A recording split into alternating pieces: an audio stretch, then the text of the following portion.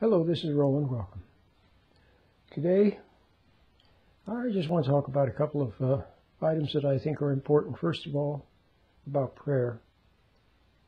People wonder how to pray. And the reason they wonder is because they have a feeling that the way they're praying now is not really somehow effective.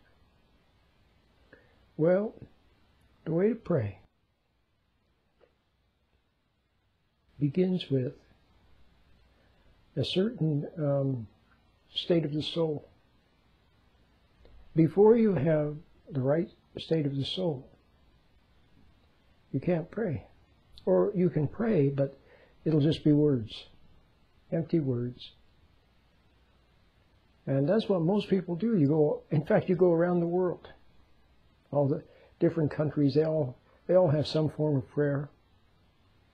And it's just words. And you come to America, and a lot of people are praying. It's mostly just words.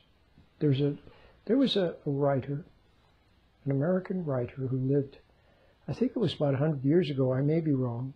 His name was Ambrose Bierce. And he wrote very cleverly, like Mark Twain said some very poignant, funny but poignant things. Well, so did Ambrose Bierce, but he said one thing that I'll never forget as long as I live. He said, hypocrisy is the tribute vice pays to virtue. Hypocrisy is the tribute vice pays to virtue. In other words, the hypocrisy or the hypocrite is, by their hypocrisy, is acknowledging that there is such a thing as real good, sincere truth. Whatever good is, they acknowledge that it does exist, and they're imitating it. One other thing that you hear is that imitation is the sincerest form of flattery. Have you heard that one? Well, so when it comes to prayer, I would say that two good things about just words. One good thing is that at least you're acknowledging that God exists. And you're acknowledging that you need help. Okay? So that's good.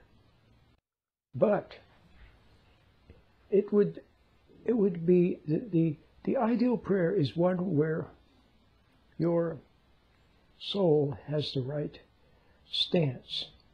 Now, what is this stance of which I speak? The place. Your soul has to be in the right place. Now, for most people, their soul is not in the right place. What's the situation with most people? They're lost between their two ears. They're lost in thinking, trying to analyze, trying to figure things out, worrying.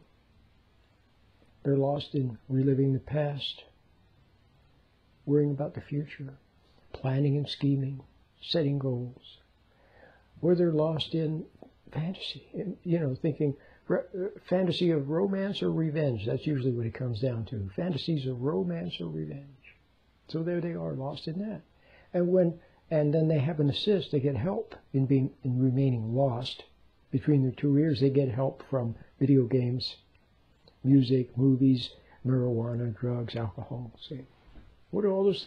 So those all represent an escape from reality. See, an escape from the present, where the birds are singing, and an escape from the presence, in the present. Notice how I say that. An escape from the presence, with a capital P, in the present. Okay? So God does not dwell in the imagination, or in images, or in fantasy. Okay? He is where thoughts are not, actually. He's in reality. His presence is all around you. His warmth, His love, it's like electricity.